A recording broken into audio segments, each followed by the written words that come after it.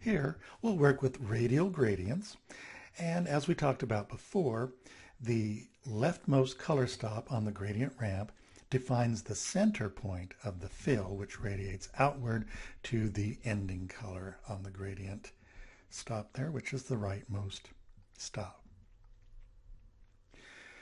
So here we are with our artwork. I'm going to zoom in a little bit, and I'm going to select the orange ellipse. And I'll change the fill color to the black-white gradient from the swatches panel.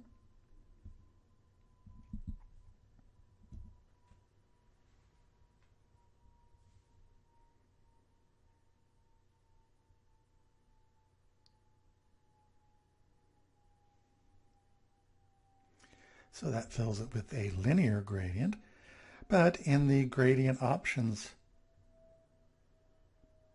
panel, I'll change it from linear to radial. And now we can see how the leftmost color stop is the center point and the rightmost stop on the gradient ramp is the exterior color. Now I'm going to click the reverse gradient button, which changes the direction of the gradient. And I'll get my gradient tool, and you can see how the gradient starts in the center of our shape.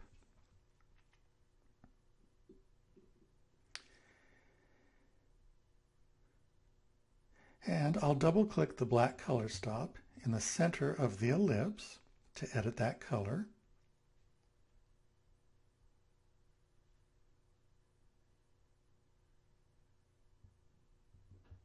So I'll hover my cursor over there. There's the color stop. I'll just double click that, and I'll fill it with a swatch that says Radial 1.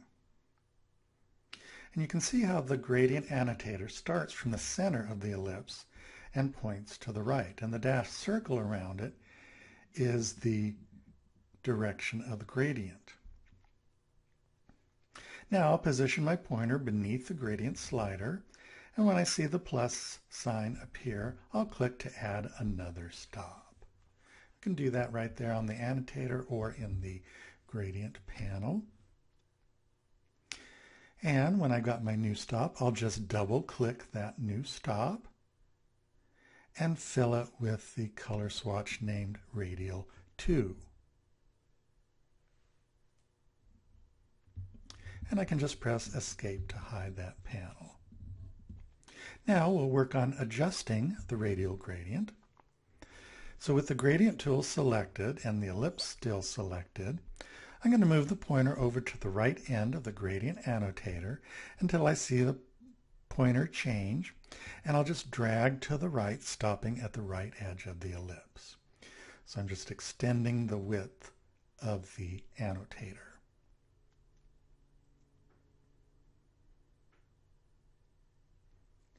So that's filling our shape a little bit better. And then in the gradient panel, I'm going to change the aspect ratio to 30%. And that squeezed our circle into an ellipse, which fits our shape much better. So that's how we can adjust a radial gradient to a shape that isn't necessarily round. We can also do that by dragging the shape itself to match the shape that we want to fill it with. Now I'm going to, with my selection tool, I'll double click the scale tool in the tools panel and change the uniform scale value to 80%. And that will change how the gradient appears in our ellipse. I'll click on the preview, and we can see that it fits much better within our ellipse shape.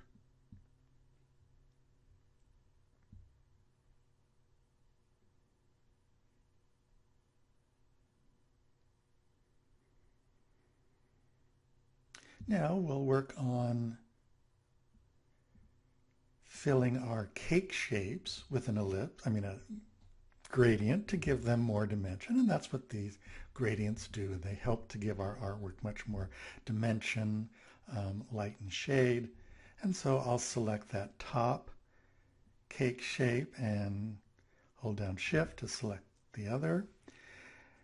And then in the fill color, I'll select the background gradient swatch that we made earlier.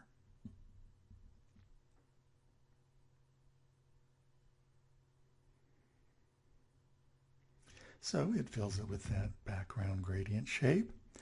And for now, I want to hide the gradient annotator. Sometimes it gets in the way.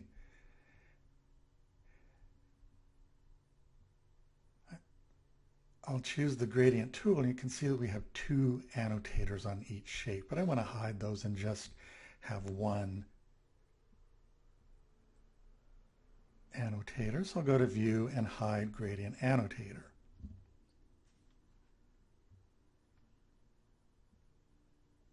And then I'll drag from the middle of the upper shape to the bottom shape.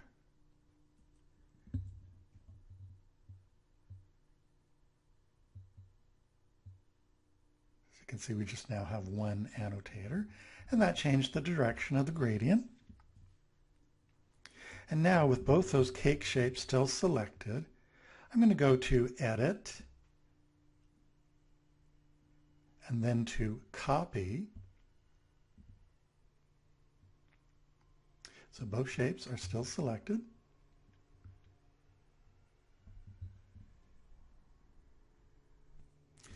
I'll go to Edit, Copy, and then I'll choose Edit, Paste in Front. And then I want that on top of the other shape, so I'll go to Object, Arrange, and Bring to Front.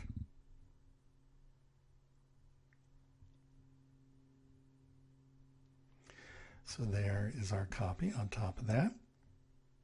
And in the gradient panel, I'll make sure that the fill box is selected, and I'll choose the white-black generic gradient for the fill.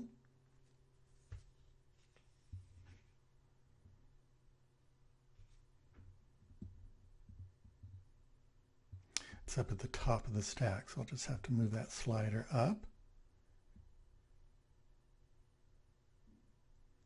And fill it with that black to white gradient. Now with the gradient tool, I'll drag from the left edge of the whitest cake shape to the right to change the direction of the gradient.